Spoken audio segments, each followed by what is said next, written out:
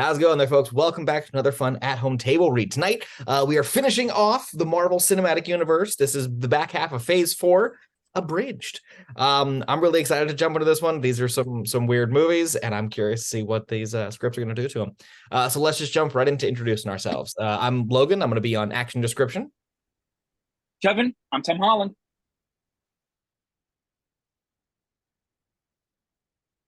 I'm Hunter, and I'll be Benedict Cumberbatch. I'm Eric. I'll be Chris Hemsworth. And Marco, in theory, should be showing up a little bit later. She's going to be Elizabeth Olsen. Hey, I'm Mary. I'll be playing Natalie Portman. I'm Chelsea. I'll be Xochitl Gomez. And I'm Travis playing Tobey Maguire. All right. Well, away we go. Phase 4, Abridged. Spider-Man No Way Home, written by Jill G., Rod, Alex W., Craig, Tim K., and Nick K. Doctor Strange and the Multiverse of Madness, written by Alex W., Craig, and Jill G. Thor, Love and Thunder, written by Alex W. And Black Panther, Wakanda Forever by Jill G. and Craig. Fade in. Exterior, New York, 2 seconds after Far From Home.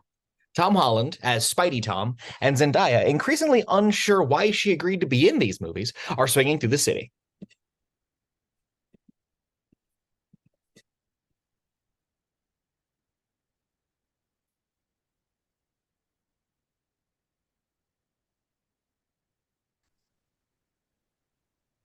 Welp, we made it, Spider-Man. Get all his tech from Tony Stark and immediately send him into space. So I guess the whole concept of friendly neighborhood Spider-Man catching bank robbers is shot all to hell. At least I'm still like the only character in the entire MCU who still does the classic comic book secret identity thing. They can never take that away. Suddenly, crackpot conspiracy theorist J.K. Simmons appears on every LCD panel in the city, and with perfect sound somehow. That's just in. Spider-Man is actually Tom Holland, and J. Jonah Jameson is actually J.K. Simmons and everything, forever. And Zendaya is actually a crisis actor. Dude, is Disney ever going to let this character just breathe a little bit in this universe? We just finished Endgame and have already written ourselves into such a corner that the only way out is a goofy continuity shredding reset button. Yeah, this isn't the DC comics. It's not like there's some character in the roster that's like the Flash, whose powers are nebulous and limitless, who could just declare a crisis event and reboot things like magic. That's it, Jacob. Magic. We can just sprinkle magic into any movie now and undo anything we want. We can continue just throwing everything out there in post-credit sequences without consequence. On the theme of no consequence, Charlie Cox as almost Daredevil shows up to chat with Tom that no matter what else happens, he won't spend runtime in jail. Hey, look, everyone, it's me, Netflix's Matt Murdock. Oh, this is a major moment. The first time someone in the Defenders continuity graduates into the MCU proper. It says here that Kingpin showed up on Hawkeye about 8 hours before this movie debuted. Now he's just being petty. Interior Sanctum Sanctorum. Tom realizes it's been over 10 minutes of Spider-Man movie focusing on Spider-Man. So naturally, he needs to pull in some other Avenger, and Benedict Cumberbatch is still alive. Mr. Strange last name, I need you to mind wipe the entire planet for me. Also, digitally delete every recording of J.K. Simmons revealing my identity. And of course, the original Mysterio recordings, the newspapers with my friends' pictures on them, all the protest signs people made up with my face on them, and everyone's phone who recorded one of the telecasts on every television in Times Square.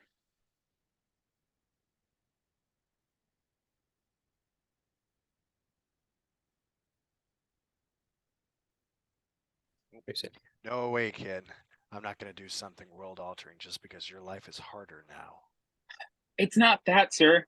It's because my random teenager friends you've never met didn't get into their first choice of college. That's worse.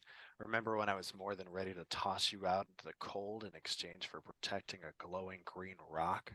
I'm clearly heartless. Never mind, screw it. And a decision so out of character for me that it spawned a popular fan theory that I'm actually Mephisto or Evil Strange, I'll go ahead and eternal sunshine the entire planet just for you. Benedict Wong shows up, his bag's packed for a long trip, which totally makes sense when the guy can just open a portal to his dresser anytime.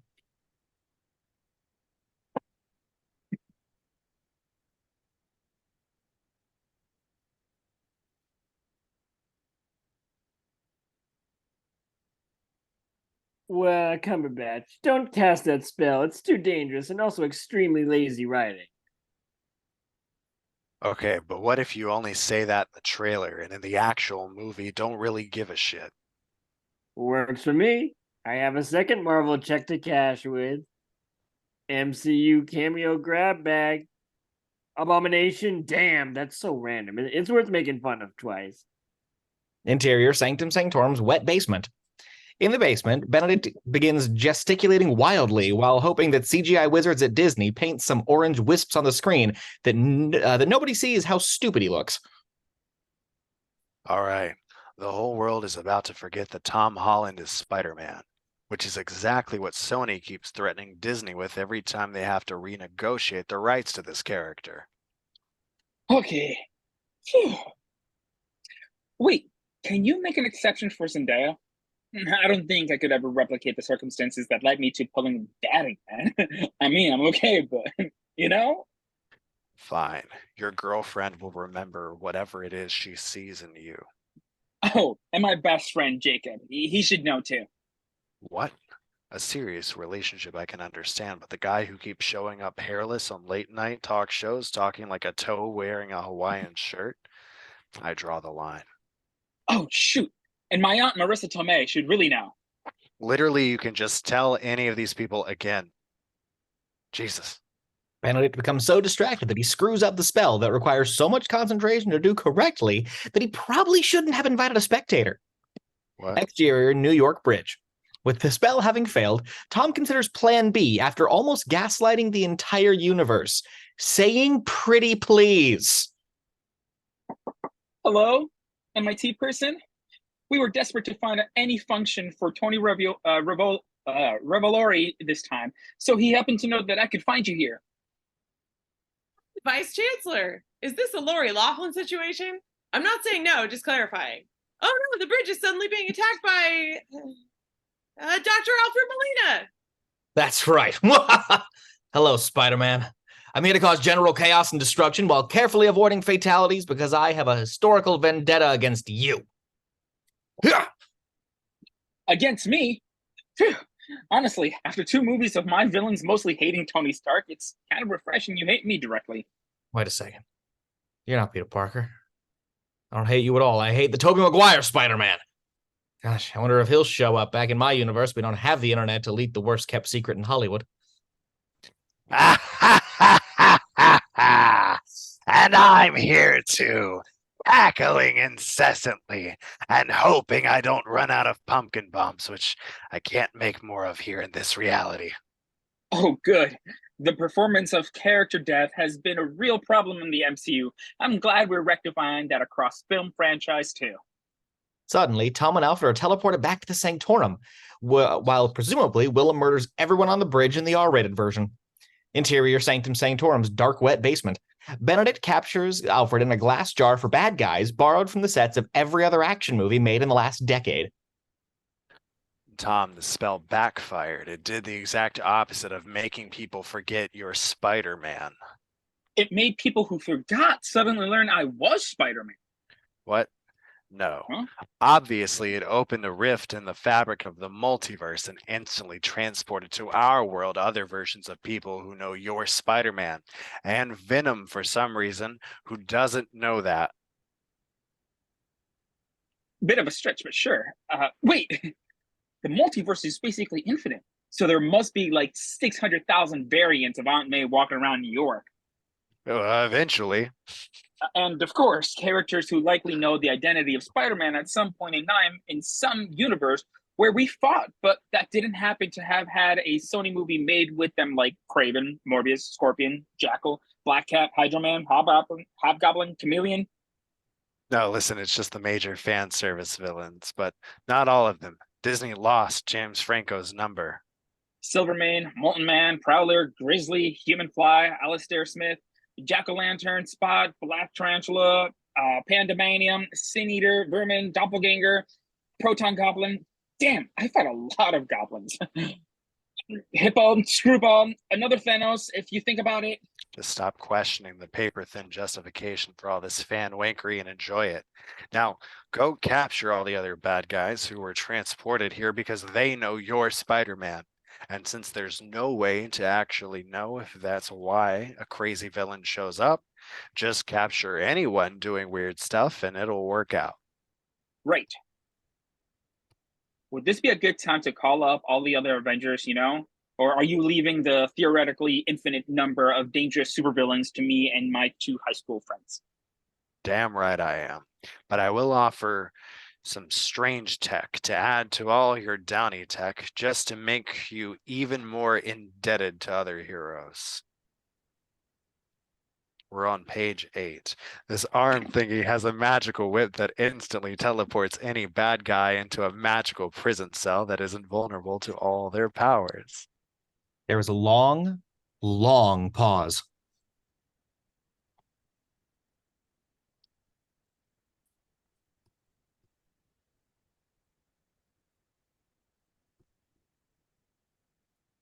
So could we have used this against Thanos? Or No, we could not, and we'll never see it again after this movie. Bye. Exterior forest. Obligatory new outfit Spidey-Tom goes to investigate some strange person flying around the forest, and naturally this turns out not to be someone from one of the many MCU properties taking place at the same time with flying weirdos. Instead, it's Jamie Foxx, the least embarrassing villain from his franchise. Spider-Man? Somehow I recognize you despite you wearing a different suit that's even more different from what I'm familiar with than the one you thought would pass for a totally different superhero in your last movie. Look, I just need you to go back to your universe. You are way too cool for this one. Everyone here is like a non-stop quipping nerd. Spider-Man, I'm here too. And there's no time for introductions in this movie that is somehow as long as Infinity War. How can I help you? I won't question any of this. Ground is super effective against electric type, random sand monster. I choose you! They fight, and eventually all end up back in Cumberbatch's inescapable torture basement. Exterior Sanctum Sanctorum, dark wet basement. Everyone gathers to brainstorm what the hell to do with this stacked cast, knowing it will never happen again. I was about to be stabbed by my glider when suddenly I wound up here with my glider not stabbing me, with my mask, which I had already lost by that point in the movie. Okay, yeah. Everyone who got transported here died fighting Spider-Man and Venom for some reason who didn't. But Spider-Man and I were cool by the end of the movie. We shared a bro cry, so I don't really understand why I'm here, or why I can't seem to not always be made of sand. And I didn't die either. In fact, I was cured and spent my life protecting Peter Parker from jail. So why the hell did I get zapped here from like the exact 2 hours of my life when I was a lizard? Oh. Hi, everyone. I'm in this movie too, but the lizard is so uninteresting that Benedict captures me off screen, and I'll be spending most of the movie waiting in the van. Okay, look, some of you were about to die. Some of you weren't. Rhino isn't here. You're all from different universes and different points in time. Topher Grace didn't show up. This entire premise is an absolute mess, and we all know it. Now, I need to send you all back to die. It's your fate. Just from the guy who reset the timeline 400 times to stop his girlfriend from dying in a car wreck that she was clearly meant to die. That wasn't me, technically. Stop referencing not yet canon animated multiverse stuff in this CGI multiverse movie. That's the post-credit scene's job. Now, if you'll excuse me, I need to leave the movie because I'm too powerful to be in it much more. Benedict and Tom duke it out in the mirror dimension like two big nerds, and Tom defeats Benedict with the power of math, which seems like a dismissive joke we're making, but is an actual explanation. Interior Jon Favreau's apartment. Still riding high from his mirror dimension fight, Tom decides to completely overstep his bounds by inviting all the villains into Jon Favreau's condo to cure them of their villainy. Yeah, this should take roughly one afternoon or so. You guys can thank Downey Tech for once again solving one of my seemingly insurmountable problems. The group of science geeks tinkers around happily for the length of a cheery montage and even manages to successfully cure Alfred Molina. It looks like I'm back to being miserable purely by choice. Hold up. Someone is still evil sense is tingling.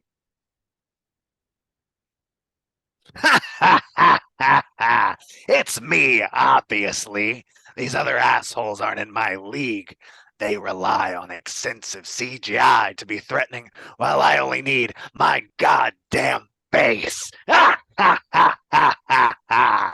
Calamity ensues. Most of the baddies disperse while villain Defoe slams Tom through countless concrete walls and floors. But somehow, Tom will somehow only worry about broken ribs. I feel a poignant moment taking over me. She grabs a nearby comic book. With great power, there must. Yeah, no, I can't even say it with a straight face. I've been waiting my whole life for anyone to say those words to me. Who would have thought that with everything else going on, we still had time to cram in a classic comic book fridging? Interior Jacob's dining room. While Tom is busy crying in the rain, Jacob and Zendaya contemplate their carbs. We could really use an uplifting cameo right about now, after that parade of sadness that we presumably found out about via shockingly specific news footage on the TV. Accidentally happened to the portal. Hey, that could work. I'll open up portals until we find Tom, or until we find someone cool enough to make us forget about this plan to find Tom. A legit portal opens and out steps Andrew Garfield, who unmasks in front of strangers immediately. All right, guys. I know what you're going to ask. And no, I am not in the new Spider-Man movie. I'm just a Photoshop. I've never met Toby Holland. And in fact, I've never even heard of John Spider-Man. Everyone taps their fingers, angrily trying to tolerate the longest scene in the history of the world. Until finally, another portal opens, and holy mother of God, Tobey Maguire steps through, causing Movie Bob's heart to literally explode in his chest. Quiet. Hello, Spider people. But wow, I remember when Sam Raimi was like, my third Spider-Man movie was only a train wreck because Sony crammed a third villain into it. And look at us now. 3 full Spider-Man and 5 villains, but somehow not 6, and a sinisterly missed opportunity. Anyway, now we need a plan to find Tom, since previously there was no plan whatsoever for finding Tom. Is there anywhere significant he likes to go? Preferably somewhere from earlier in this movie. We're taxing the audience's memory enough as it is. Exterior, Spidey's Cridey-Heidi rooftop. Spiders Toby and Andrew show up on the roof and give Tom a brotherly pep talk. I know what you're dealing with, Tom. I tragically lost my Uncle Ben and never got over the guilt. It's sort of my whole thing. Well, I have guilt over smashing Emma Stone's head open. I was going to say the Uncle Ben thing too, but Toby stepped on my line there. Thanks a bunch. This pep talk about how miserable life is for apparently every Spider-Man in every universe worked somehow. Okay, so we need to conclude both of your unfinished stories, create new endings for the villains that unceremoniously died in your films, and reset the timeline in the MCU going forward. Right, and we need to do that without alienating all the significant others who got dragged to see this movie without watching 5 previous unrelated Spider-Man films of widely variety quality beforehand. Wait, just kidding. Screw up. Unleash the fire hose of Easter eggs. Every iconic moment from every previous film is awkwardly shoehorned in as a child who managed to collect every Spider-Man brand action figure plays around for the next 40 or so minutes. Except this child is grown-ass director John Watts, and he has a $200 million playset. Exterior, the Statue of Liberty, now with accessories. Spidey-Tom uses J.K. Simmons' online show to lure out all the villains. Okay, we've planted our science cures all over the statue. When all the baddies show up, we'll enact our brilliant strategy of just the kind of winging it and hoping this works. We rule. All the villains show up and start stomping spider ass all over the damn place. I think we need a new strategy. How about instead of not working together, we try working together? That just might work together. But first, let's take another 10 minutes or so comparing spider notes. I mean, it's more entertaining than the random incomprehensible fighting scenes anyway. Good idea, Andrew. You're amazing. Did I wink hard enough when I said that? Let me try another dozen times. Now let's compare IMDb and media critics scores to figure out who should be. Oh, my bad. Media critic scores to figure out who should be Peter 1, Peter 2, and Andrew. Peter 3. Obviously, I'm Peter 1. I'm in the Avengers, and I fought Thanos alongside the Guardians of the Galaxy and Thor Ragnarok gang, and all the sorcerers, and none of that really has anything to do with me personally, but anyway, that's why I'm the best incarnation of this character, according to the people who wrote this one and not the others. The battle resumes, and Rice and Thomas are cured.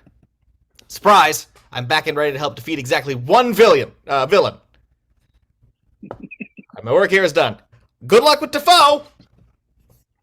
At this point, Cumberbatch realizes we're near the end, and he can come back.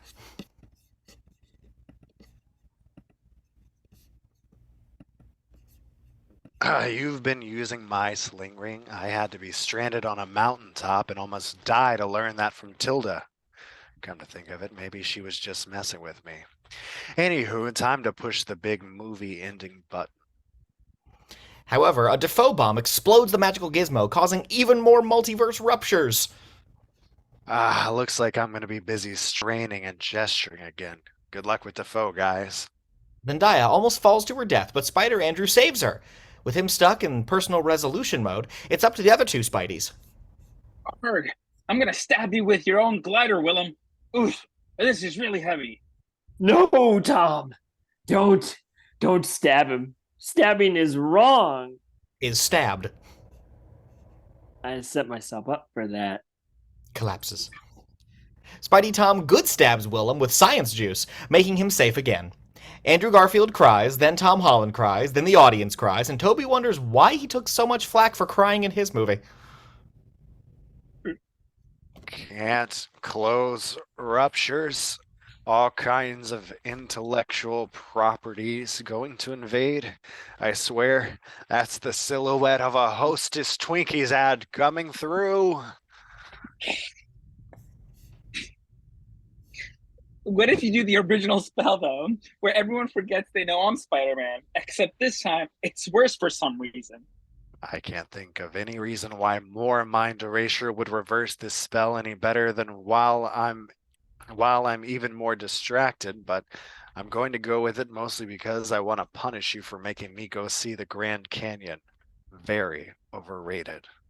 Benedict starts doing the new spell, and all fan service characters start disappearing back to their own movies. Thank you for saving me from my fate, guys. Now instead of dying, I can just be imprisoned. My reputation utterly destroyed. My company subsequently ruined. My son hating me forever. Maybe you guys didn't do me a favor after all.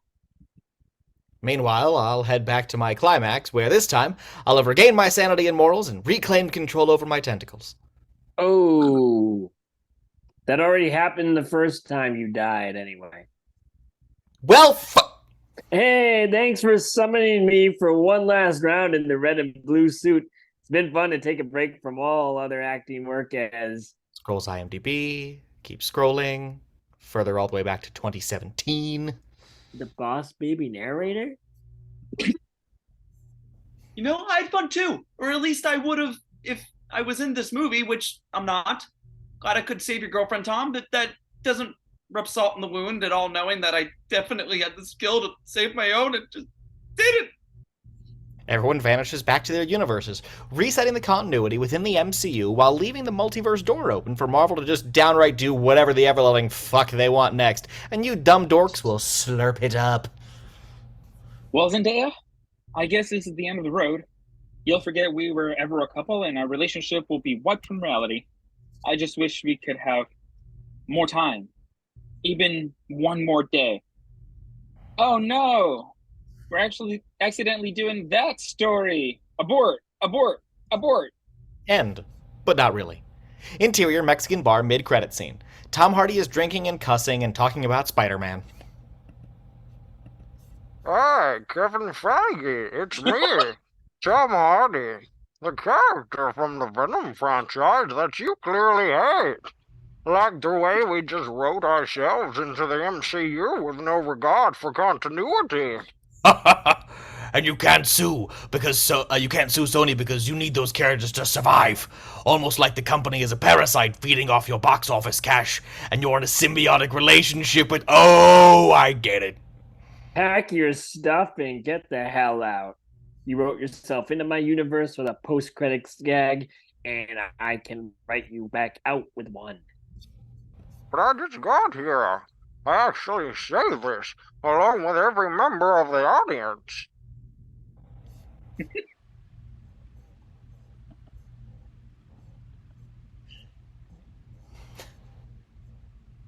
Oh, sorry. Kevin kicks the lesser Tom H through a portal back to Sonyland. Leave the franchise. Take the symbiote. The audience looks pretty pissed about this, so Marvel drops the entire Multiverse of Madness trailer in lieu of filming a real post-credit scene. And the Marvel Studios fanfare intro is done specially with extra WandaVision images, the first and last time this movie respects WandaVision. Fade in. Exterior, every fucking thing is floating! Xochitl Gomez and El Medico Extraño are fleeing the single messiest special effect in the entire MCU, but it's too strong! I can't let that beast kill you and take your powers. The only option is if I kill you and take your powers, since there's no way this beast could ever kill me and take... Oh shit! There's no way out of this predicament unless I'm so terrified that I reflexively unleash my multiverse hopping powers. Does so. I'm sure we won't go to that, well, too often. Xochitl and Dead's Benedict get sucked into a portal, and our Benedict wakes up from a dream. He rushes off to, interior, Doctor Strange in the bustling Church of Matrimony. Benedict attends the wedding of Rachel McAdams. To someone else? What? Okay, this can't have come as a shock to anyone. I'm sure you understand. Yes, you saved half the universe and you're all that, but you gotta admit, you're a bit of a dick about it. I'm a bit surprised you invited me, honestly, though even more surprised you invited that giant tentacle monster. Yoicks, be right back. Cumberbatch flies into the street where Xochitl is being menaced by a self-same giant tentacle monster, which somehow has a single giant eye and yet also depth perception somehow? Don't worry, little one. I'm everyone's magical surrogate dad now. I got this. Benedict conjures an energy blade to chop off one of the monster's tentacles. Then he conjures another energy blade to chop off another one of the monster's tentacles. Then the monster throws a bus at him, so he conjures an enormous energy blade to chop the entire bus in half lengthwise. Why the hell aren't you using one of those things on its goddamn head? It's 90% head, for fuck's sake! Benedict Wong appears, and the two Bennies attack with pointy things on magic ropes, which are useless. Until finally they stab it right in the fucking eye! Which, as it turns out, was also its brain. They win! Yeah. Do we really have to pluck out the whole eye? Gross. Which reminds me, I'm famished. Interior, Doctor Strange in the Restaurant of Munchies. The Bennies take Xochitl for lunch and explanations. So yeah, I'm playing the character America Chavez, who can travel between multiverses, although as of now, I also can't control it. Also, if you turn on subtitles, you can appreciate the timeliness of certain captions, like America groans, or America struggles, America cries, and so on. Anyway, monsters are after me, So, like, Dad Benny and I were searching for the Book of Vishanti, a magical artifact which can conveniently do anything at all. Oh, I call bullshit. That's ludicrously overpowered and vague even by our standards. And we only have your word for any of this. Drops dead Benny on the table. Okay, I believe you. We gotta figure out who's behind this. That monster had runes on it, and runes are used by witches.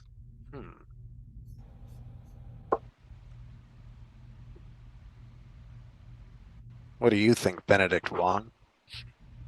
Maybe we should check with the one and only character in the entire MCU. We know all of that has any connection to witchcraft whatsoever, even though technically she only identified her powers as witchcraft during her own Disney Plus series that we weren't in. Exterior, Doctor Strange in the cherry trees of Olsen. Elizabeth Olsen is tending to her immaculate cherry orchard when Cumberbatch arrives. Don't worry, I'm not here to check off on you. I need your help with... Oh no, is Chiwetel, is that, am I saying it right? Gomez in trouble? I'd be totes happy to help Ms. Gomez. Why not bring her right here and put her in that bubbling cauldron I prepared next to the cookbook titled To Serve a Gomez? Wait a second. You're not in my names I wish I could play in Scrabble group chat? So how did you know? Okay, fine. I'm evil. This orchard is an illusion I made in case visitors drop by. Reveals Scarlet Deathscape. This might seem to throw WandaVision under the bus, but it's okay. My Scarlet Witch powers actually have a sinister will of their own and have taken me over. And, the Darkhold also has a sinister will of its own and has taken me over. So anything I do in this movie, technically do under two separate layers of the MCU's beloved mind control. Oh, so instead of a betrayal of the character that contradicts your arc from WandaVision, it's just a hacky cop-out that renders your arc from WandaVision basically moot. That's worse. Yeah, whatever's. Bring me Shochil and so I can drain her powers, killing her, and go on a multiverse where I can be finally reunited with my entire family. Paul Bettany has a scheduling conflict. Where I can finally be reunited with my children and only them. What if we help so she'll control her powers and then ask nicely? We might even find a multiverse where you died and Bettany lived, so that... My control says fuck that. I give you until sunrise to comply, then I'ma wreck your shit. Interior, Doctor Strange in the Camouflage of Scaredness. Benny returns with a less than awesome news. Crap! The evil witch who wants to kill me knows exactly where I am? Oh, if only I were surrounded by dozens of people who could instantly teleport me anywhere else in the galaxy. Everyone instead preps for battle, and sure enough, Liz actually arrives, all floaty and scary-like. Right, I got this. Perhaps instead of what you originally came for, I might offer you both of these nuts. Does the crotch chop hip thrust. Lands. That should do it. However, Eve Elizabeth does her magic and mind control to massacre almost everyone and corner our heroes. Shit. She made my sling ring vanish. We really should learn how to do this one spell without needing accessories. Wait a sec. Accessories! Why didn't I think of this sooner? I can use my magical whip to teleport Liz to the Sanctum's escape-proof dungeon. Unavailable. The fuck? That was one movie ago. From last December. Holy crap, people.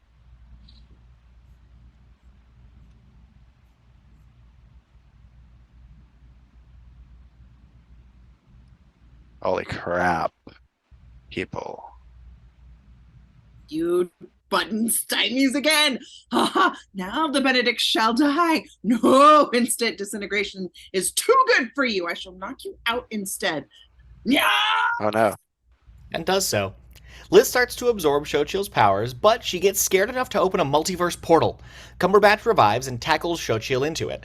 They find themselves falling through everything everywhere all at once, a handful of wacky screensavers for 10 seconds or so before landing in exterior Doctor Strange in the NYC of WTFness. Cumberbatch and Xochitl arrive in a bizarre alternate New York where you walk on red and call it the Big Banana, and the entire state is never ever on Billy Joel's mind. Not even once. Xochitl grabs some street food, thinking it's free, but it is not free. Hey, she stole that, and you're a knockoff. Oh, so you've been robbed and you're a little rude, huh? Well, hope you enjoy punching yourself for 3 weeks. There, that's a perfectly proportional response. I'm clearly the hero in this encounter. Please understand, we had to do some kind of Evil Dead shout out, and that's one of the only things anyone remembers about it. It was this or the chainsaw. They proceed down the street in this amazing new multiverse, full of wonders only limited by the screenwriters' imaginations. What fantastical delights lie in store!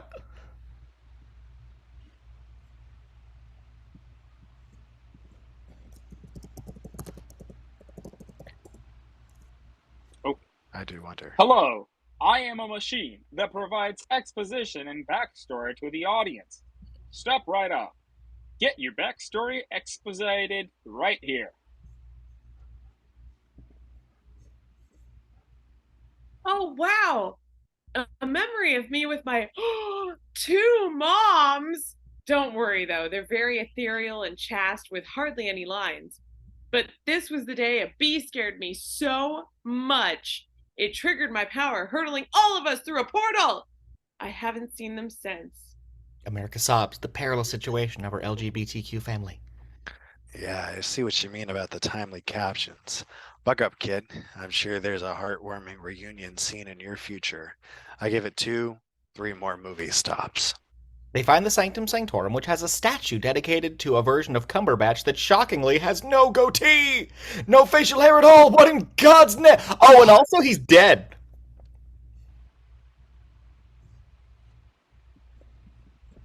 Hello! Ha ha ha ha! Yes, our Cumberbatch died in battle with Thanos. I run the sanctum here. Please come in. Have some tea. This tea in particular. Drink lots and lots of this tea. What? The tea? Drugged? Losing consciousness. So am I. But Somehow is also drugged. Didn't even drink. Interior, Doctor Strange and the Judgment Room of Fuckwits. Cumberbatch is brought in magic-proof cuffs to be judged by full versions of all these teaser trailers finally. Oh, yeah! Our Cumberbatch was an even bigger asshole than you.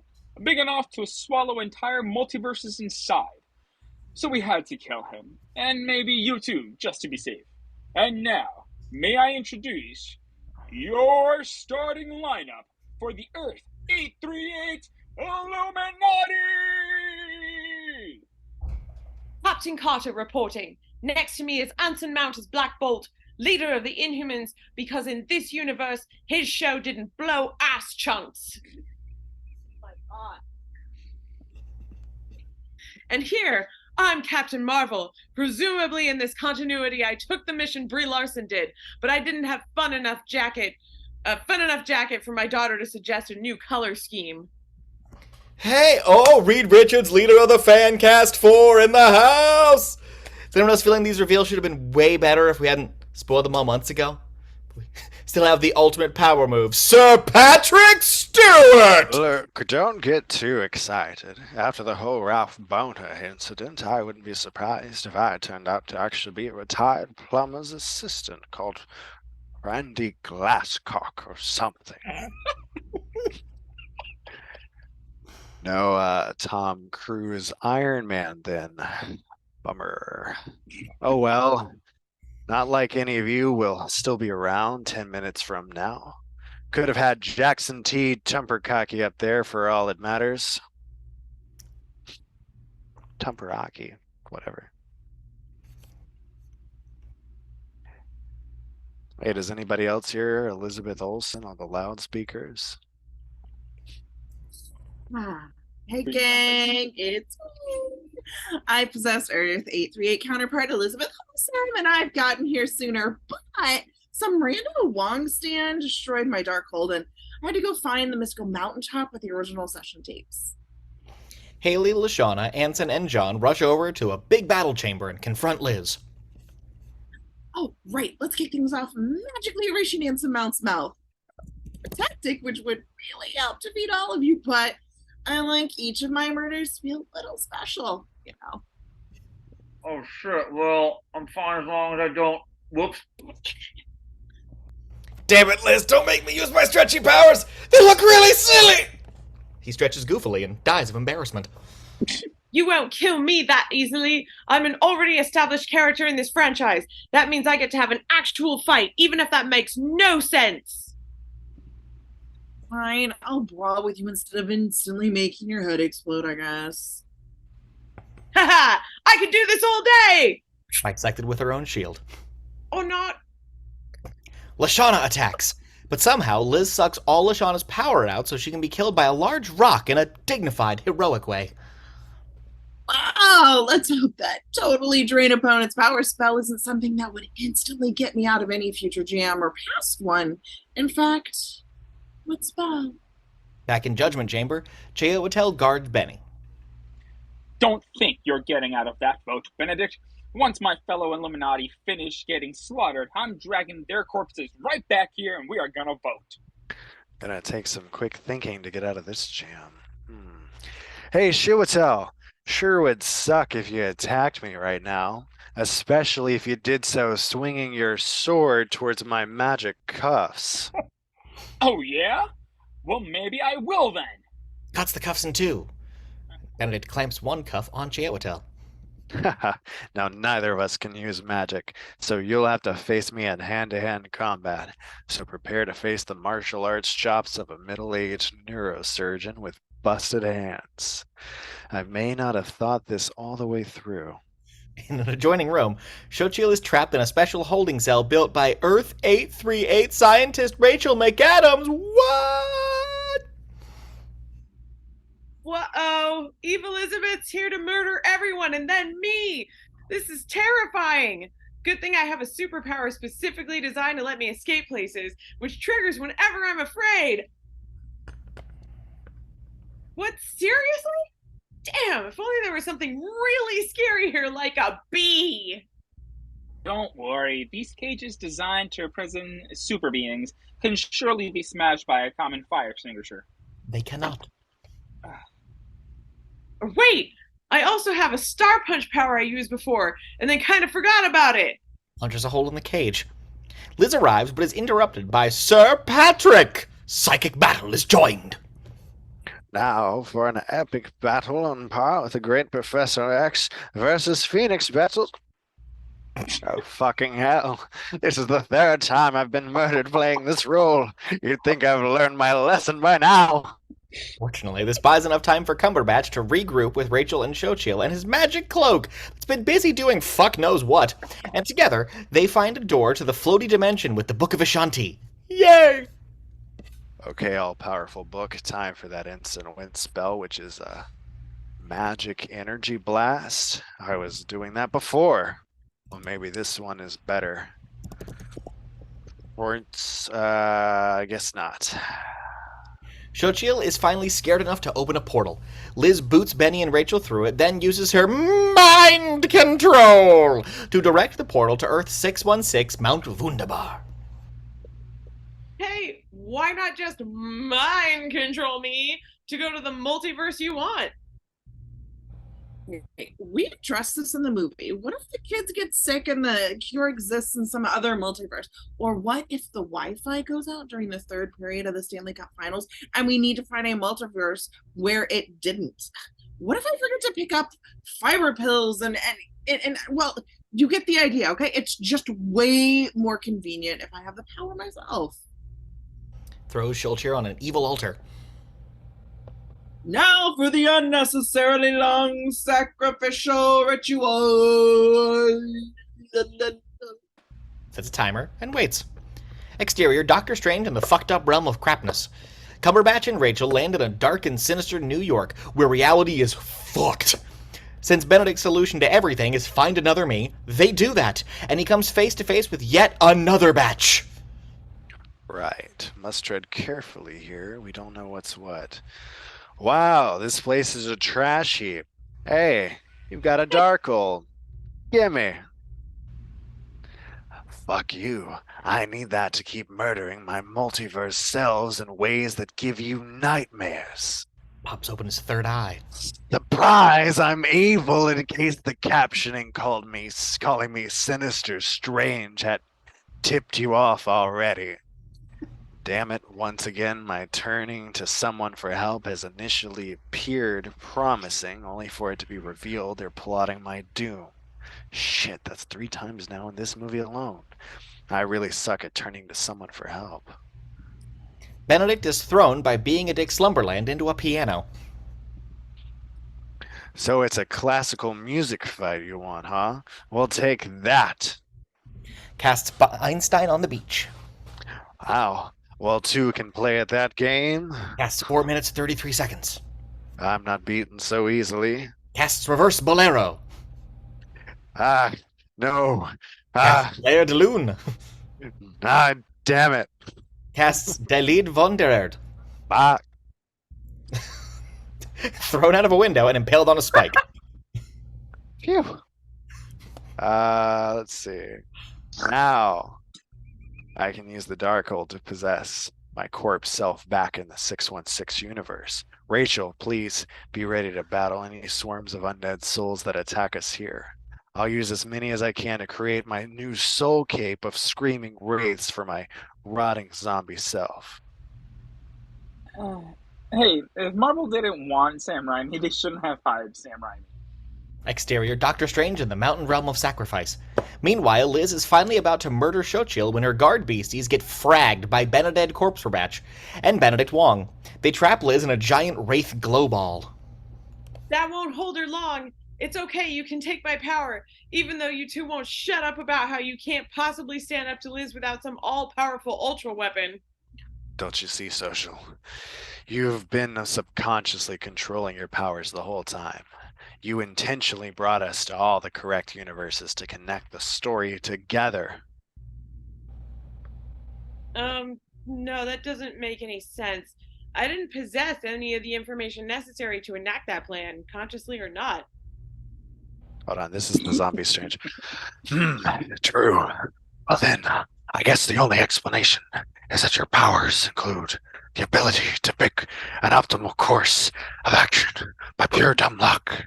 So go out there, open a portal at random, and trust that it'll happen to resolve the plot for us. Yes! Deus Ex Machina powers for the win!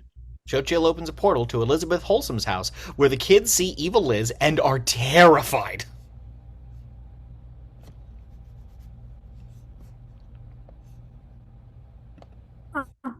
Seems my kids don't want their mom to be a crazy murdering supervillain. Well, this kind of fucks up my whole plan to, shit, and doesn't it? Yeah, oops. Yay, I control my powers now. Come on, Wongers. Let's go rescue Cumberbatch and Rachel from their half-baked romantic subplot before they have to kiss or something. They portal away. Ugh, myself again. Now I seem to remember people being all pissed off I never faced consequences for in WandaVision. So why don't I put this whole mountain down on top of myself and see if that makes them happy? Does so. Elizabeth is crushed by a few million tons of rock, although eagle-eyed viewers will spot a final flash of scarlet energy, which suggests that maybe, just maybe, we haven't seen the last of... You know how this works. Exterior, Doctor Strange in the happy realm of gladness. Back at Comertage, everything is awesome again. Xochitl trains alongside other sorcerers, and presumably Jacob Batalon is just off camera, since we know Cumberbatch remembers Spider-Man, so he should remember Ned, right? Now that I've gained control of my multiverse powers, you might think I'd be actively searching for my moms. But sure, let's learn some whole different skills from absolute scratch. Speaking of moms, let's take a moment to appreciate how Multiverse of Madness abbreviates to MOM, mom, and we release this movie on Mother's Day weekend. Yes.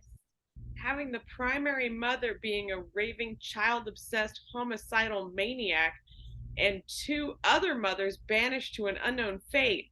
That's quite the tribute there, guys. True, but the thing is, oh no, a third eye just grew out of my head. Oh no. Dun dun dun! America sighs. End. Exterior, Doctor Strange in the bonus scene of mid-creditness. Benedict is walking along, when suddenly...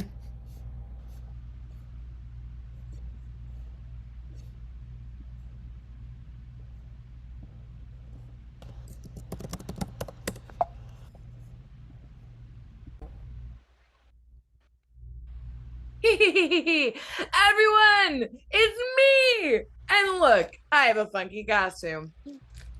Not too late to jump on board. There's still room for even more new heroes. I hope. Benedict pops his third eye open to try and view the entire upcoming slate of MCU projects all at once. Yeah, fuck it, why not? Leap through the portal with Charlize.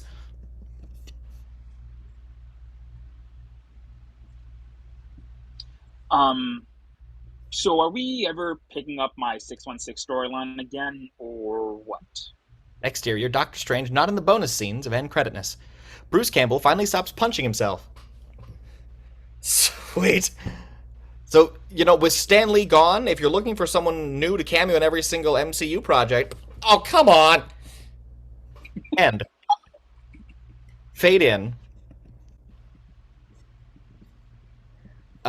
Exterior, the vast, parched, desolate wasteland that used to be real cinema. Christian Bale wanders through the barren dirtscape with his nearly dead daughter. Oops! Maybe joining the Our Lady of Complete Lack of Resources church was a bad idea. No, mustn't think of such things. Surely our reward is at hand. Bale finds a lush green oasis containing the source of his religion, a ghost of giant chuckling assholes present. Hey, look, it's the last of my current sect. What a loser. Eat shit, you rube. I'll insult you some more after I finish dealing with this god-killing sword situation. Did I mention there's a god-killing sword just over there? But why would you care about its ability to magically bond with someone, granting vast powers of vengeance? You stupid, dumb, shit-staining mother...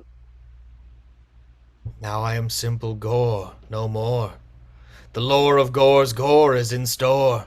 Prepare your core sore for Thor 4 more gore lore! Exterior, random alien planet. Chris Hemsworth, CGI rock monster Taika Waititi, and the Guardians of the Galaxy are fighting angry bird monsters. So before we go into battle, I'll just quickly summarize what we've been up to since Endgame, using just enough footage to build multiple teaser trailers around. Now off you go. These evildoers are helpless before my godlike power to recreate 1980s rock album covers. Hope I remembered to also wreak terrible damage to the civilization we're protecting, but zanily, so we can move on and forget all about it. You did? In gratitude, please accept these shrieking Yuletide bliss, some microwave tuna, and these metric ton of my own vomit. Oh, yay. Look, Chris, me, and the Guardians were talking over, and everyone agrees our childish, petty banter was the worst part of both Infinity War and Endgame. I think we should split up. Split up? That's fine. Why would I get upset about splitting up? So it's a magical crate of Asgardian Oreos. Besides, we all know we can't advance our stories until we're back in our own movie anyway. So yeah, it's been real. And conveniently, there's a bazillion distress calls from across the galaxy coming in all at once. One is from your friend Jamie Alexander, so why don't you go help her? And we'll help absolutely everyone else in the entire cosmos. That seems fair. All right. But Taika comes with me so he can provide comic relief when I'm not busy being comic relief. Hemsworth and Taika zoom off to another planet and find horribly wounded Jamie Alexander, who's lost an arm. Oh, thank Kenosha. Just kidding. There'll be no Moonlight references. It's Bale. He's rampaging around the universe, slaying gods left and right in a montage that would probably look really cool if we bothered showing it. They all beam back to New Asgard. Exterior, New Asgard. We see that since Endgame, the sleepy town of New Asgard has become a complete tourist trap that puts Niagara Falls to shame, crassly casting in on the popularity of the franchise Disney wish the newest Disney cruise. Buy tickets now! In a way only fictional people do. Wow. I bet the people whose lives were torn apart by the blip are loving the Infinity Cone store. And look at all the horrible Asgardian actors are back. Somehow we survived every regularly scheduled decimation of the Asgardian people.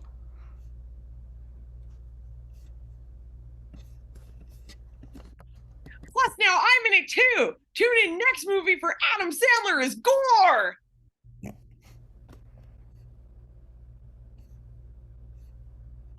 Melissa's husband, who is required by law to be in every last single fucking thing Melissa is in. Seriously, this guy owes like 95% of his IMDb credits to her waves. Chris finds King Tessa Thompson busy chairing meetings and doing cheesy Old Spice commercials, the way leaders of nations do. Welcome back. I have a huge bit of news for you, but I'd rather you find out in the heat of battle or something. Good night. That night, Bale attacks. He uses his evil sword to summon shadow monsters that blend in with dark, shadowy town and make use of probably underlit projectors in your theater. Battle is joined by Chris and Tessa. Surprise! It's me, kicking ass and being a mighty Thor in my own right. I was dying from a case of terminally dull scenes until Mjolnir saved me. How are you? Oh, I'm great. Aside from having to wear the coat of the most ludicrous costume in the entire Thor franchise so far. I know it's from the comics and we're going for an 80s vibe, but I really think we should have skipped this one. Seriously. During the battle, Bale manages to steal all the children. Oh no! Well, this fucking sucks. Lucky for us, we're on good terms with Earth's mightiest heroes. Quick, let's call Captain Marvel, Hulk, Captain America, Black Panther, Ant-Man, the Wasp, Doctor Strange, Iron Goop. That won't do. We need an army. Like the Wakandan army? We could ask. No, we need a brand new assortment of vastly powerful mortal beings that we've never mentioned before, for some reason. The Eternals step forward. No, not you guys. Look, I know a fun brand new place we can go, but we can't just teleport with my Axe Stormbreaker because it's sulking for some reason. We need to build a new ship which will be powered by Stormbreaker even though it's sulking.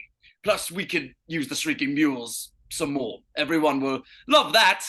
Hopefully they won't run the ship into the ground like almost all our jokes. They pile into the ship and head to Godsburg. Exterior, Godsburg. Our heroes crash land their Rainbow Bridge Viking ship led by shrieking mules and then decide they should be sneaky. The Court of the Gods is among the most secure places in the universe, full of vastly powerful beings. We have to use supreme cunning, like throwing flimsy robes on ourselves. Here you go. They saunter in just in time to see the entrance of Russell Crowe, playing beloved Marvel character Intergalactic Greek Takeout Man. Order, order. I call this court to session. How are we doing on sacrifices, crusades, rewriting laws of countries into theocratic oppression? Also, who's taking Chick-fil-A orders? Not a promising start. God of Thunder here. Wondering if all that you gods might want to help stop Christian, the God Killer. Kind of ironic casting here. Bah, fuck that. I'm sure he's only into killing other gods. Besides, the only way he'd kill us is by going to eternity, the mystical being who will grant any wish to the first who reaches it. So how about you go there and wish for Bale to be killed instead? But to do that, I need a way to teleport there instantly, and we don't mention that my Thunderbolt does that until Act 3. Wait. There's a being that can grant any wish. And nobody's ever tried finding it before? Oh, we know where it is, the center of the universe, but there's like a lock and shit.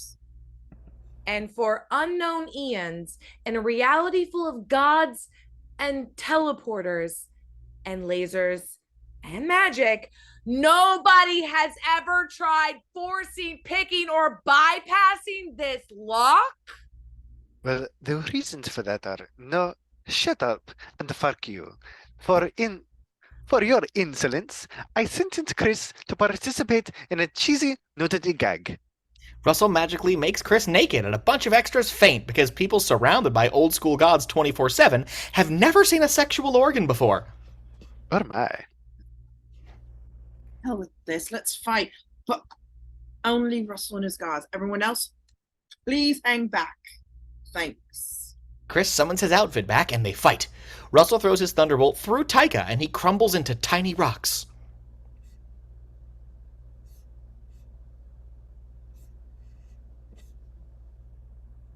No! Who are we kidding? He's obviously fine. Just talking head now. Gotta keep those 1980s rock references coming.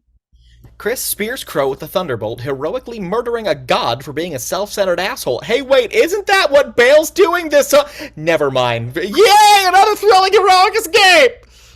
Exterior, traveling the cosmos aboard the ship.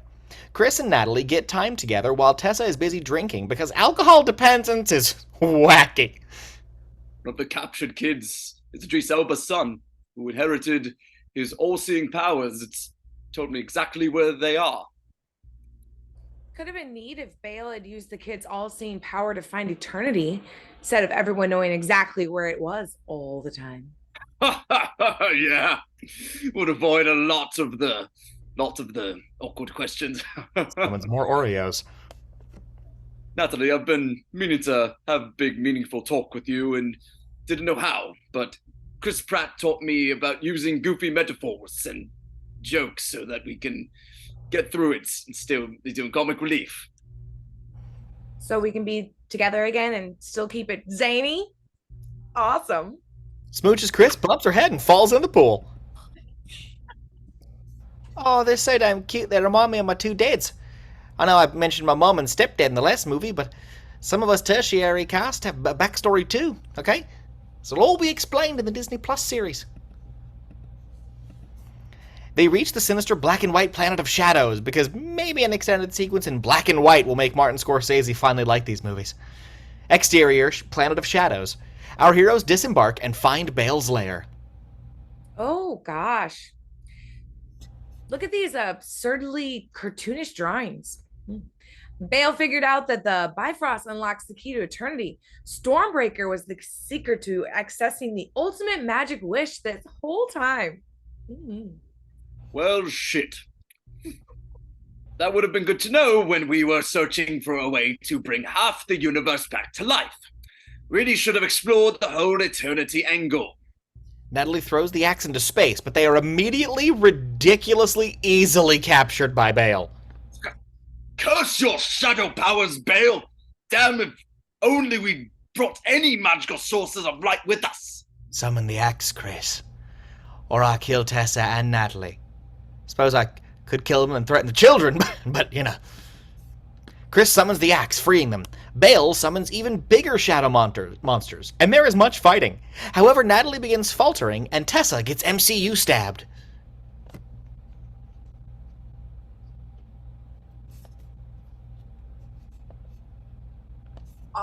Too wounded to keep fighting. Not wounded enough to be at risk of dying.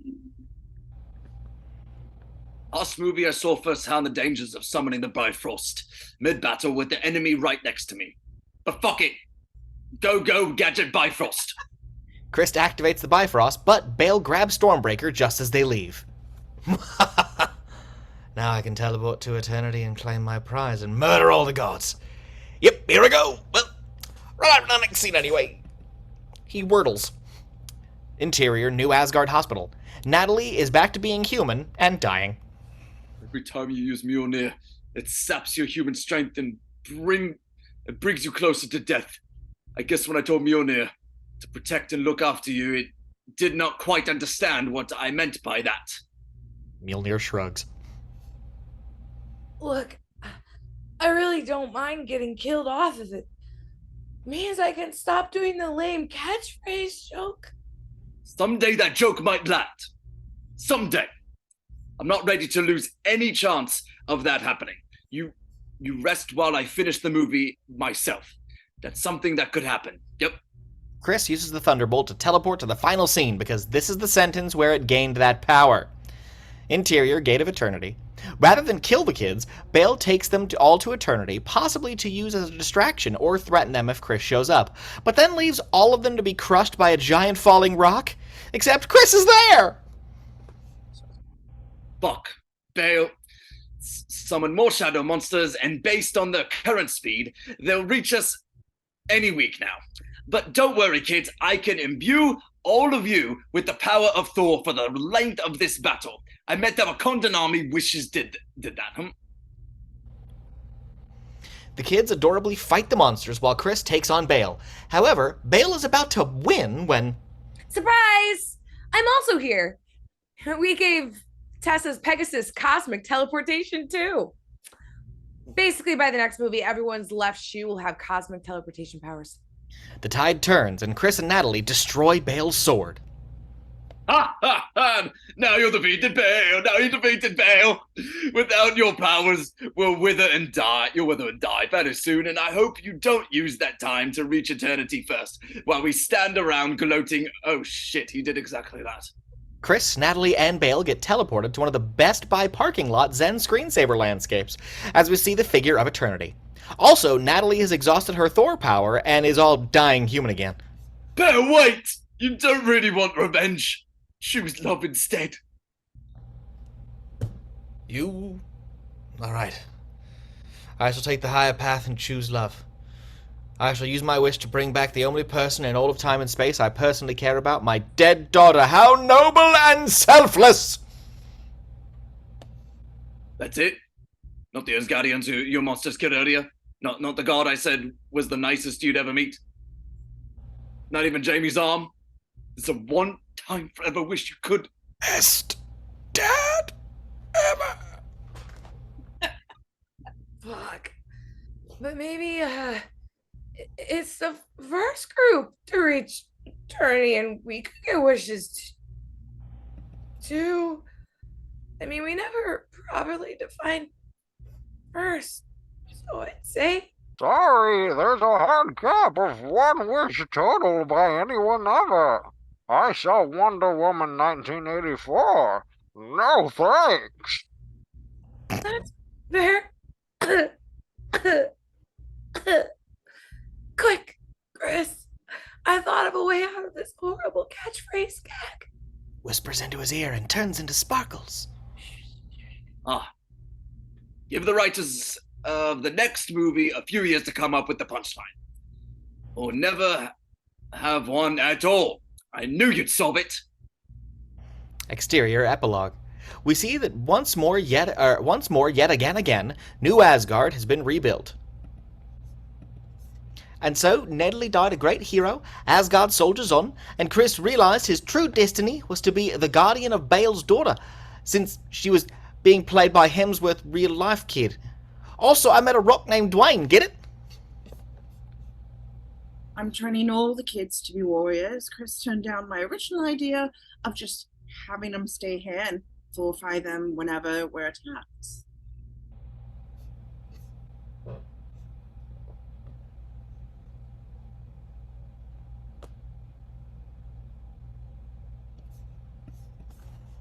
Does anyone than half the number of Wakanda's robo-arm department.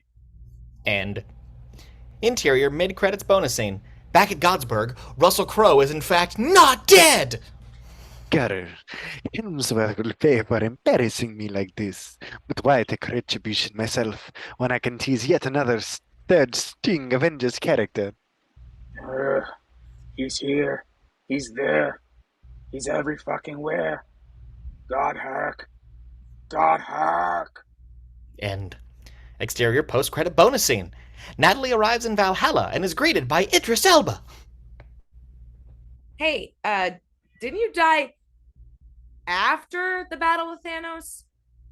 I thought there was a rule you had to die in battle. Or didn't you die after the battle too? But technically, I died in my battle with cancer. Booyah! And technically, I died as part of the larger Infinity War.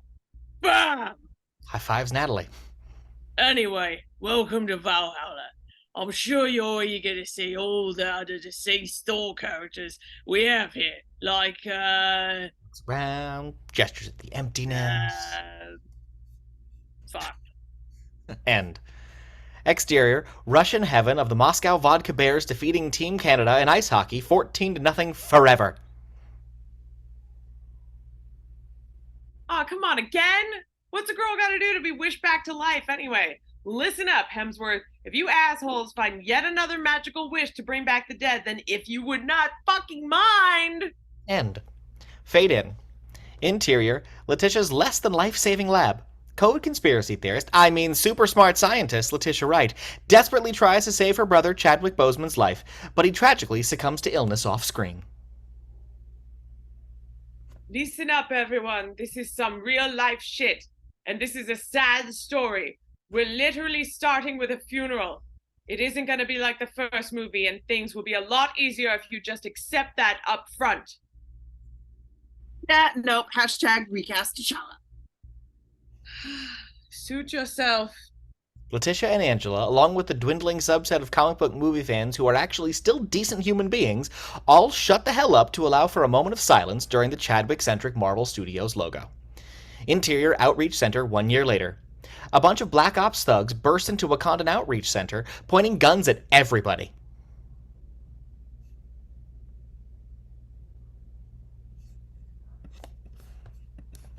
We assume that an outreach center has a vault laden with the world's most valuable metal for some reason. They're shown a vault, but it turns out it's actually a Denai Guira and her heavily armed Dora Milaje cohort's vault. Denai stabs a bunch of soldiers with her spear, somehow killing exactly 0 of them. You guys can keep your inexplicably non-lethal spears. I prefer my inexplicably non-lethal daggers. This is my only character trait. Why am I in this movie again? Gotta piss off China somehow, my love. Interior UN meeting, aka United Nincompoops. Angela faces a panel of UN man-babies. Queen Angela, we've called you here to discuss the pressing issue of give us the vibranium. Vibranium now. We want it. Give me. Give me. We want it. No. You know Wakanda doesn't give away any of our tech or our precious resources or let strangers in through our force field. And honestly, we seem exactly as isolationist as last time, except now we're rubbing everybody's nose in it. So much for Chadwick's whole speech about everyone being one tribe and all that. Vibranium can be used to make WMDs, and therefore you're violating the Non-Proliferation Treaty, which is specifically about nuclear weapons, not the raw materials which could theoretically be made into non-nuclear weapons. But shut up! Give us vibranium! At this point, Denai leads her squad and their defeated Black Ops thugs directly into the UN meeting for maximum badassery. The Dora Milaje have jurisdiction wherever the Dora Milaje find themselves to be. That doesn't really help us defend against your allegations that we're a dangerously unaccountable rogue state, does it? She deposits the disgraced soldiers at the French ambassador's feet. Wow. Turns out the biggest threat to our vast supply of valuable and versatile vibranium is all of you. What a surprise.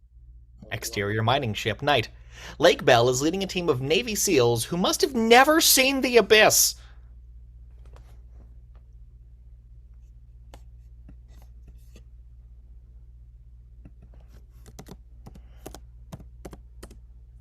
We totally stole a fancy metal detector from a college kid and used it to find vibranium in the bottom of the ocean. But no, I have zero idea what Andrew. Hey, Lake, I think there's something else lurking down there. This isn't a lame lake pun, I swear. Come on in. The water's warm. Chaos ensues as Lake's entire team starts willingly jumping overboard, lured by a terrifying melodic siren calls coming from the ocean.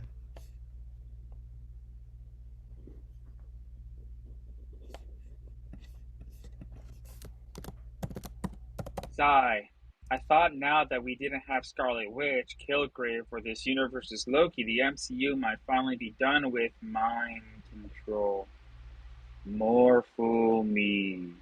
Leaps into the ocean. Oh my god. It's a sonic attack. Good thing you conveniently have these earplugs. She puts them in, albeit saying it incorrectly, and jumps into a departing helicopter, only to then get snatched out of the air by none other than Tenoch Huerta, the flying fishman himself. He effortlessly yeets Lake's helicopter straight into the sea. So anyway, I'm the villain. See if you remember that when I become charismatic as hell later on and you see me shirtless in proper lighting. Exterior unprotected beach, night. Angela tries to reason with Letitia on the 1-year anniversary of Chadwick's death. It's easy for you to talk about moving on, Mom. You weren't killed by Thanos. You've gone 5 whole years of practice mourning Chadwick the first time he died. Technically second. Don't forget the time he was thrown off the waterfall. Yeah. Well, Matt, the citizens must be sick of mourning this guy by now. They then have a rousing debate about grief and the deconstruction of religious beliefs until Tenoch interrupts them. Yeah, stop that, you two. That's way too deep for a superhero movie. Anyway, I'm here because I hate your hidden country for no longer being hidden, since now my hidden underwater country can also no longer be hidden. Therefore, we must murder the inventor of that vibranium detector, an American genius inventor who also built a suit of powered armor out of scrap. Robert Downey Jr.?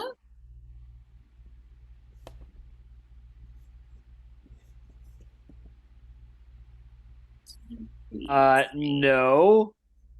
We can't afford him anymore. But we got the next best thing. Don Cheadle? Minus the inventor part?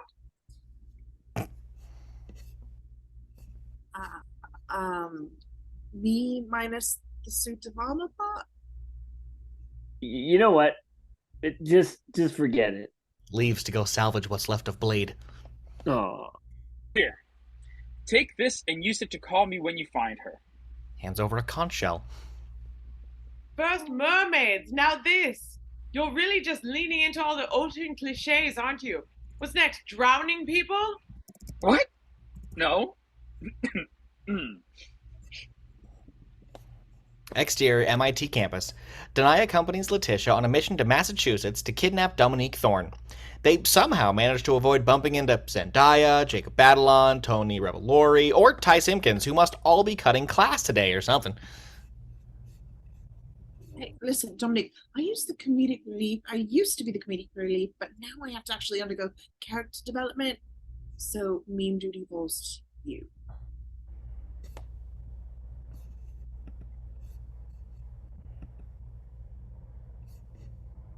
Bet. Congrats on the glow up, fam. Being part of a team of badass ladies just hits different, you know? Maybe we should just deliver her to Tenoch. For real, though, I did invent that detector for a class project. Apparently, I'm smart enough to figure out how to detect an undetectable metal, but not smart enough to realize I could sell it for $1 billion instead of being dumber students.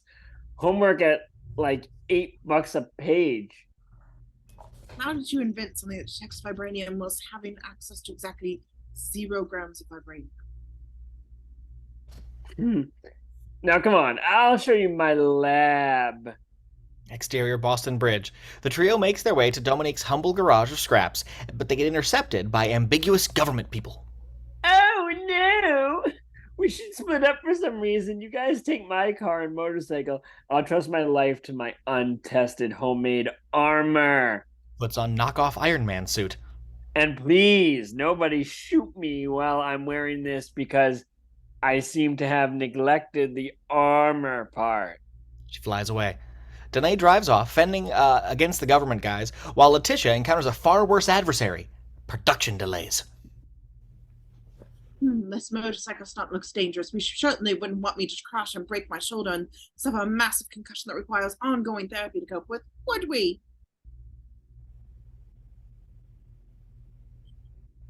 Okay, so if that happens, we'll just gloss right over it in the press release, huh? Look, Letitia, this shoot's already troubled enough. The less tension we draw to you, the better. Suddenly, a posse of underwater people jump out of the river, led by Alex Livanali and Mabel Candela. Die, Tenoch. Your simple spear is for some reason no match for my spear. And who cares that you're the most skilled fighter in Wakanda and you're hitting us with what should definitely be lethal strikes? We're unstoppable. We ever gonna learn why that is? Yep. Danae does her best to fend them off with absolutely no help from Letitia, who, surprise, surprise, crashes her motorcycle and is now unconscious. After some sweet action shit, Letitia wakes up, but then immediately surrenders, and she and Dominique get fish-napped. And I lost the princess, which is the one thing I swore I wouldn't do. Angela's gonna be responsible about this, right? Gets fired. Interior, generic CIA boardroom. Exes Julia Louis-Dreyfus and Martin Freeman reenact their favorite parts of True Lies and try to justify their inclusion here. Remember me? Letitia saved my life last movie, and I was like 50% of the white dudes from Lord of the Rings. I got invited back because reasons? To be honest, I signed the contract without reading it. I sure hope people stayed through the credits for Black Widow and watched my 2 tiny moments in Marvel's redheaded stepchild of a Disney Plus show, because I run the CIA now. I'm basically the female Samuel L. Jackson, but evil. Eventually. Probably. Or I'm a Skrull. Either way, catch Thunderbolts in theaters July 26, 2024 to find out. Exterior Haiti. Angela finally remembers Lupita Nyong'o exists and goes to pay her a visit. Hi, Lupita. How goes it being a school teacher here in Haiti? Which finally explains where the hell you were during the whole Thanos thing. BT Dubs, I need you for a very dangerous mission. I see. Considering you're already well aware of the mid-credits twist, I don't think it'd be more responsible to send one of the Dora Milaje instead? Menage, yeah. Somebody who hasn't been out of practice for, 6 years? No, I'd rather send the of my sons for some reason. Exterior Talokan Underwater Empire. Meanwhile, Tenoch and Letitia ditch Dominique to explore Avatar: The Way of Water set. Welcome to not Atlantis. Repeat, this is not Atlantis. Yeah, I guess the whole forbidden offspring of a human sailor and ocean royalty deal is a little too Aquaman right now. What are we going with instead? Some good old-fashioned, historically accurate genocide. Centuries ago, conquistadors brought smallpox to my mom's village. Villagers thought an underwater vibranium plant could cure them. But my mom was pregnant with me and understandably thought that was bullshit. So they had one guinea pig eat the plant first to see if they died. Nope. They all drank plant juice at the same time like it was fucking Johnstown or something. It turned them into fish people. And then they all had to go live on the bottom of the ocean where there was no light and no shelter, and all they had to eat was like raw fish and seaweed. Smallpox might have been the better way to go, honestly. And your whole civilization is descended from these, what, like, dozen villages? Yeah, best not to think too hard about it. I was born under the sea, and my ability to breathe air and fly with my surprisingly non-silly ankle wings comes from the fact that I'm a mutant. Let's just dump that there and blow right past it. Pretty interesting backstory, I admit. Now, Decades later, I returned to land to bury my mother in her native soil.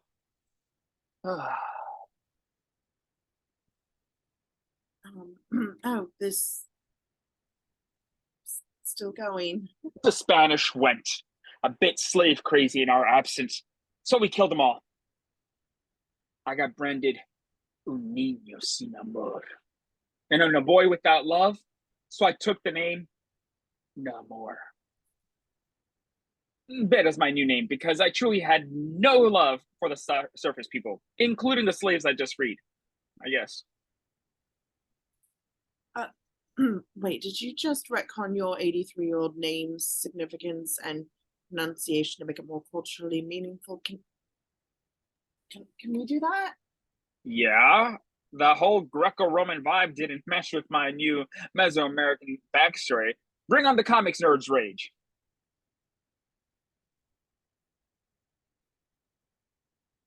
So anyway, based on my experience with colonialism, the land people are definitely gonna come kill both of us for vibranium. Wanna go halvesies on a race war? You want us to provoke literally every global superpower who wants vibranium? America, China, Russia, UK, India, Saudi Arabia, and all the rest. All at once. Yeah. You might have to do Saudi Arabia. We'd pretty much die instantly in the deserts. Keep in mind that not only would be taking people on 8 billion other people in the world, but also the Avengers and their allies, and we'd have to beat the Wizards of Camouflage and the Ten Rings, the Eternals, the Black Widows, all of the superhuman warriors of New Asgard, the various Egyptian avatars. That's assuming they don't just drop the page Captain Marvel and get her to beat you into tapioca. Look, it's not an especially fleshed out plan, I admit. But what if I suggested it handsomely? Here, I have a beautiful Talakan gown. I have my mother's jewelry. Come on a personal tour of my home. It's not weird that I'm like 20 times your age, is it? These are some seriously messed up Raylo vibes. But I'm into it. Hey, I've just been summoned by your mom. Wonder what that's about. You rang? Yes, I just thought you might want to look over there for a little while. Over where? Over there. You know, just, would you look at that? What? What am I meant to be looking at? What? You mean that slightly weird rock? I guess it is kind of a funny rock, but I don't know why. Hey, wait a minute. He turns around to find that Lupita had rescued Letitia and Dominique while he was distracted. God damn it. Sees a dead guard. Ah! A single Talocan citizen was killed trying to stop them escaping. Well, I'd say this calls for a very measured, proportionate response. Exterior, waterlogged Wakanda. Tenoch and his entire army storm Wakanda with flooding and whales and explosions, smashing everything and killing anybody they can get their hands on.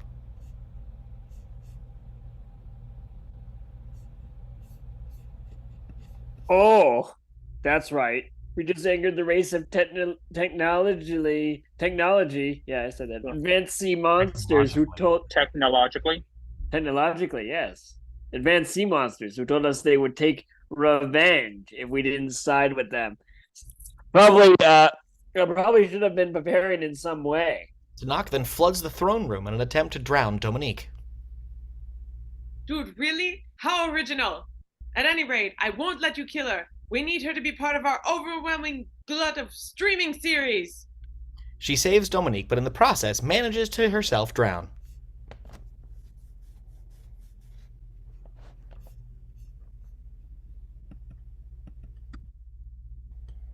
Just doing a vibe check, and this ain't it, Chief. Oh, my last family member just died. Right on time for the end of Act 2. Heroes Low Point. I guess this confirms I'm the lead character. There's some giant shoes to fill, but someone had to step up. Your only hope, Letitia. What about Lupita or Angela or Denai or even Winston Duke? We can literally have the most stacked supporting cast in the entire MCU. Why me? Flips to a stack of Marvel Comics. Oh, thank goodness, there's some comics precedent. No need to point out that promoting you to protagonist translated into the least amount of rewriting. Congratulations, you have beef with Tenoch now. Oh, of course I do. He just killed my mom. See what I mean? The story basically writes itself. I'm out of here. Interior Letitia's life-saving lab. 2 giant funerals is a bit too depressing for this action flick, so Angela's memorial goes the way of Scarlett's in Endgame. Basically an afterthought. Back to the superhero stuff and cool science shit. I like you two. I've got to use your big brains to figure out how to defeat Tenoch and how to recreate that special herb so that Letitia can become Black Panther in time for the final battle. Wait, I want to be a superhero now? Didn't I tell Angela like an hour ago that I was only trying to solve this herb mystery to save my brother? Did you? LOL. Oops, I completely forgot about that. Which means everybody else probably did too. Why don't I be queen and you become Black Panther? You know, divide and conquer. That way the entire nation won't be in shambles when something inevitably and catastrophic happens to me, since my family is clearly cursed and it's only a matter of time. No, I can't do that. I'm already committed to something super important and just vague enough to compel people to stay through the credits to find out what it is.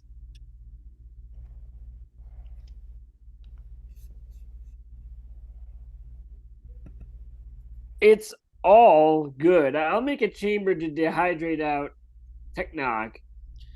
Water makes no reading, Travis. Oh, Tenoch? Yeah. What? Water makes him stronger, right? That's uninspired, but sure. It still doesn't solve the herb problem, though. Goddamn screenwriters being all, oh, wouldn't it be badass if Killmonger destroyed all the MacGuffin herb?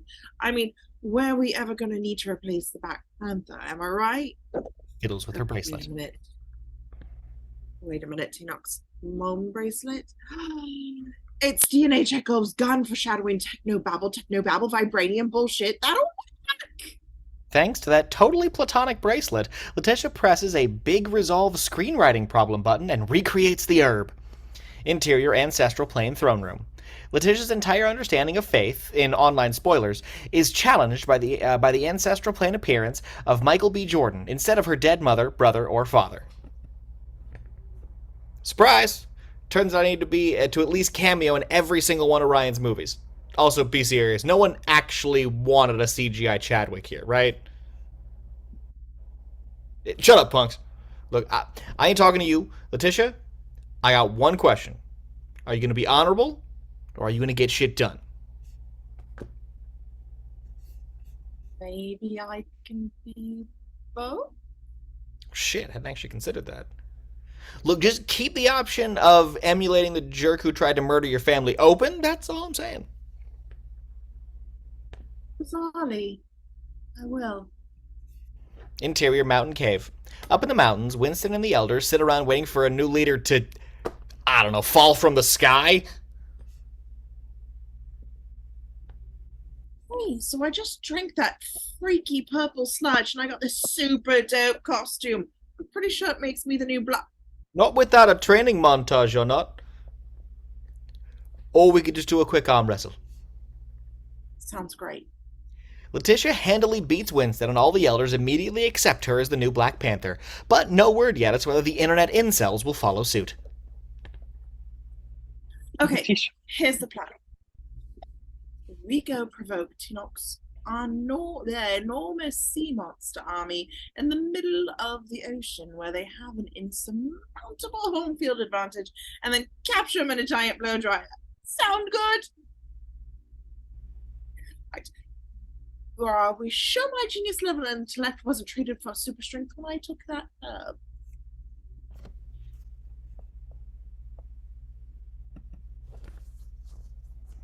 In the meantime, I can take advantage of your super Wakandan tech to basically have you make me a less crappy version of my ripped off Iron Man armor, while at the same time you outfit every single one of your own soldiers with equally tough armor. I sure hope none of this makes my one rinky-dinky suit of armor seem less impressive in my show next year. Exterior Wakandan Titanic. The woefully underprepared Wakandan army lines up on a ship that looks suspiciously similar to Titanic. And we're really just ripping off all of James Cameron movies, aren't we? Almost immediately, the Talokan army arrives. Ha! Got you! You thought you were coming to take on another ship full of gormless American agents, but it was us all along. It's a truck! How? You're all huddled together on a ship. We could just leave if we wanted to. You're the ones officially trapped in this battle. Huh, that's embarrassing. But look, we have new armor to fight you with, and Dominique's in a pretty Power Ranger costume.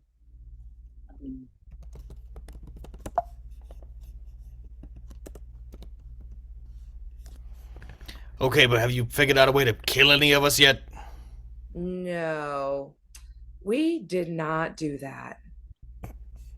Bring your fleet of laser-equipped flying ships. Those could be handy, or even some of the Letitia's Rock'em Sock'em Electro Gauntlets. Nope, just us and our spears against your super strength and indestructibility and trained whales. We really got to stop endangering our entire army in these horrendously lopsided battles. But wait! Letitia bats her eyelashes and lures Tenoch onto the one flying craft they thought to bring, which has been converted into an easy bake oven. Mild dehydration. Sad in Paris. Earlier when we made a flip remark about Dominique defeating me with a space heater, I didn't think the screenwriters were considering that as a serious option. Letitia then diverts Tenoch into a beach for a private fight, while the fights on the boat goes kind of crappily for the Wakandans. Oh, look out, one of their whales is bringing like 500 tricked out water balloons to hit us with. Crap, we're doomed now. Oh wait, that enormous barrage of hydro explosives just made the ship tilt slightly to one side, and look, we're fine. Again, this is the army that expects to conquer the entire fucking world. Exterior Bone Dry Beach. On the beach, Letitia and Tenoch continue to fight. They slash and stab and claw at each other without drawing a single drop of blood, before Letitia is stabbed clean through her abdomen and is just fine with no problem afterwards. Jeez, is there anything I won't copy from Iron Man? She hits Tenoch with a huge point-blank explosion, then goes to kill him, but suddenly realizes something. Hold on. I've had a sucky life experience, and then you've had sucky life experiences, and my mom's dead, and your mom's dead. And what? We're just the same. Truce? Slightly better than if both our moms were called Martha, I guess. Thanks for deciding not to kill me. With that explosion, we're clearly trying to kill me. And kiss. Interior lab. After a gruesome battle that left exactly 0 main characters dead, everyone resumes their regularly scheduled life programming. Sorry, Dominique. I know we accelerated your superhero evolution for the sake of spectacle, but you gotta leave the suit here. It's all good. It's too bougie for me anyway. See you later, sis. Can't believe you said that word right. Got to do the thing. Man, you is extra, but I catch the Iron Heart. Series airing exclusively on Disney Plus in fall of 2023. Jeez. Elsewhere in the closing montage, Denai continues to don the Midnight Angel supersuit despite spending the entire runtime taking shots at how utterly atrocious it is. And Winston finally decides to take Wakanda's leadership into his own hands after enduring 2 movies of complete chaos. I am the king now. Exterior Haitian Beach. Upon almost immediately ditching her monarchical duties, Letitia travels to Haiti to dabble in beachfront arson. I'm finally burning these funeral clothes because there's literally no one else in my family left today except for me, so... Finally at peace, she closes her eyes and listens to the soft breeze, envisioning a stunning highlight reel of Chadwick Boseman scenes and I'm not crying, you are! Cut to the credits! End! But not really. Exterior mid-credit scene. A lurking Lupita gets impatient, waiting for Letitia to wrap up her personal grieving process. Surprise, Letitia! You have a nephew. Are you serious? I literally just came to terms with the fact that I have no family left. Ugh, okay, fine. Bring out my replacement. Hi there. I've got a cool historical Haitian name, but no one cares about that. More importantly, I'm also called Prince Thathala. Look for me to team up with Chris Helmsworth Kid and Anthony Mackenzie's nephews in Avengers Secret Christmas Wars, coming December 2038. We're planning ahead. And for real, we promise. There's no post-credit scene and no Doctor Doom. End. Well, thank you for joining us in the back half of MCU Phase 4 Abridged. If you have liked this random series, you're going to have to wait because Phase 5's, going now. But we'll get there eventually, I'm sure, because I don't see this ending anytime soon. But while the series might not be ending, this reading is. Thank you for joining us, and have a good one.